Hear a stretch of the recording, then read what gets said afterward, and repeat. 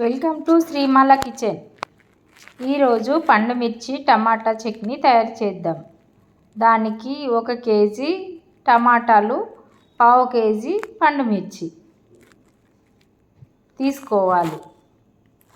ఇక పండు మిర్చి శుభ్రంగా కడిగి ఇలా ఆరబెట్టుకొని తర్వాత చిన్న ముక్కలుగా కట్ చేసుకొని ఇలా ఆయిల్లో ఫ్రై చేసుకోవాలి. ఒక 2-3 నిమిషాల పాటు మంచిగా వేపుకొని ఒక ప్లేట్లో తీసుకొని పక్కన పెట్టుకోవాలి. దీనికి చింతపండు ఒక నిమ్మకాయ సైజు అంత అయితే సరిపోతుంది.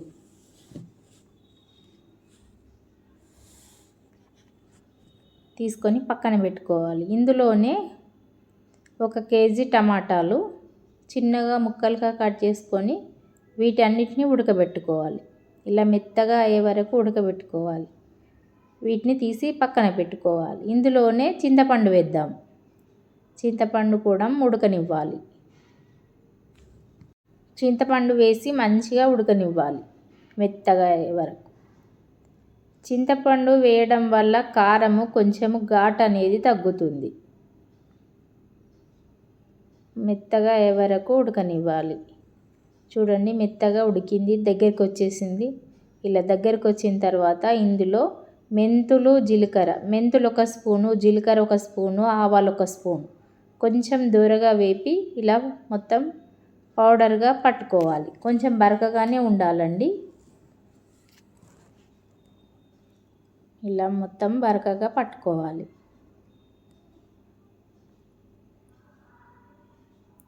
వీటిని చిన్నప్పుడు మా అమ్మ చేసేదండి టమాటా చట్నీ.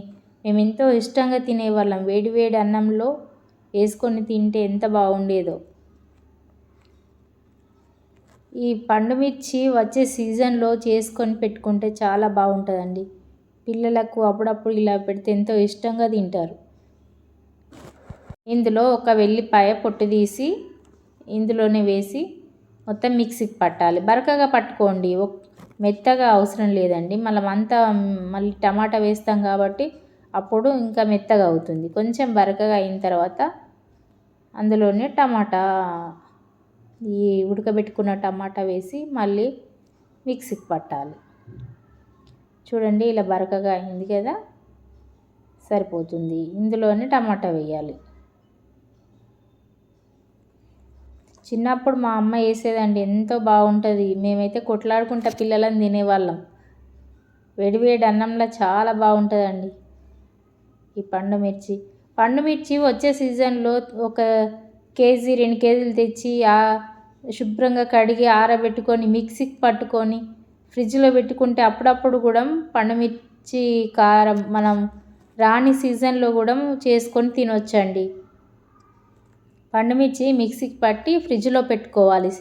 ఒక సీసాలో పెట్టుకుంటే 1 ఇయర్ వరకు కూడా ఉంటుందండి.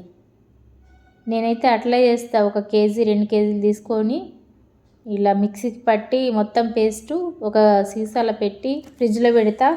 అప్పుడప్పుడు కావాలన్నప్పుడు ఇలా చేసుకొని తింటామండి. చాలా బాగుంటుందండి. ఇందులో 1 3 స్పూను సాల్ట్ వేసుకుందాం. సాల్ట్ చూసి వేసుకోండి. మీరు మళ్ళీ కావాలనిపిస్తే మళ్ళీ వేసుకోవచ్చు. ఒకేసారి వేసుకుంటే ఎక్కువ అయిపోతుంది కాబట్టి చూసి వేసుకోండి. నేనైతే 3 స్పూన్ల సాల్ట్ వేసుకొని మిక్సీకి పట్టుకోవాలి. ఎక్కువగా మీకు తక్కువ అనిపిస్తే మళ్ళీ తర్వాత వేసుకోండి. నేనైతే 3 స్పూన్లు వేస్తున్నా. ఇలా ఒక్కసారి మిక్సీకి పట్టుకుందాం.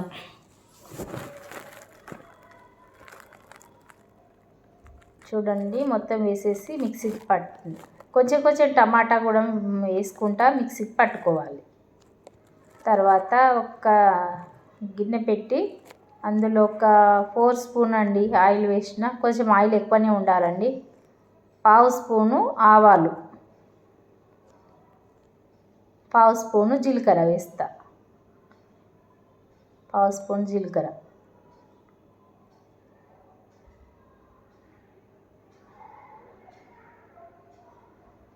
1/2 స్పూన్ జీలకర్ర, 1 స్పూను శనగపప్పు అండి.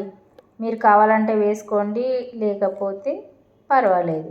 కరివేపాకు, వెల్లిపాయలు చిన్నగా 2 ముక్కలుగా కట్ చేసి వేసుకోవాలి.